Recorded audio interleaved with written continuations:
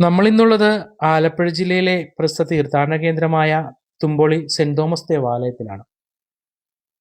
നൂറ്റാണ്ടുകളുടെ പഴമയും ചരിത്രവും വിളിച്ചോതുന്ന പള്ളി വാസ്തുവിദ്യയുടെ വിസ്മയമായി തലയുയർത്തി നിൽക്കുന്നു. പോർച്ചുഗീസ് സ്വാധീനം വ്യക്തമാക്കുന്ന വെളുത്ത നിറത്തിലുള്ള മനോഹരമായ മുൻഭാഗം ഏതൊരാളുടെയും ശ്രദ്ധ ആകർഷിക്കുന്നതാണ്. കേരളത്തിലെ ക്രിസ്ത്യൻ പാരമ്പര്യത്തിൽ പഴക്കം കൊണ്ടും ഏറെ പ്രാധാന്യമുള്ള ദേവാലയമാണിത്. തുമ്പോളി പള്ളിയുടെ അകത്തേക്ക് പ്രവേശിക്കുമ്പോൾ അനുഭവപ്പെടുന്നത് ശാന്തമായ ഒരു പ്രാർത്ഥനാന്തരീക്ഷമാണ്. തിളക്കമുള്ള തറയും അടുക്കി വെച്ച നീണ്ട ഇരിപ്പിടങ്ങളും വിശ്വാസികൾക്ക് സൗകര്യപ്രദമായ ഒരിടമൊരുക്കുന്നു. വർണ്ണപ്പൊലിമയായ അൾത്താര അതിമനോഹരമാണ്. ഈ ദൃശ്യങ്ങൾ പള്ളിയുടെ അകത്തെ മനോഹാരിത വ്യക്തമാക്കുന്നു. വിശുദ്ധ തോമസ് മാർത്തോമാ ശ്ലീഹായുടെ നാമത്തിലുള്ള ഈ പള്ളി തുമ്പോളി മാതാവിന്റെ പേരിൽ ഏറെ പ്രസിദ്ധമാണ്.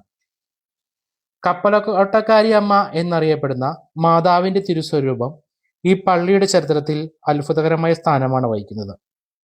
പ്രധാനമായ അൾത്താര, വിവിധ വിശുദ്ധരുടെ രൂപങ്ങൾ, സ്വർണ്ണ നിറത്തിലുള്ള കൊത്തുപണികൾ എല്ലാം ദേവാലയത്തിന് ഒരു പ്രത്യേക ചാരുത നൽകുന്നു. ഭംഗിയുള്ള തൂണുകളും അകത്തെ നിർമ്മിതികളും മേൽക്കൂരകളും എല്ലാം ഒരു അഴക് വർദ്ധിപ്പിക്കുന്നു.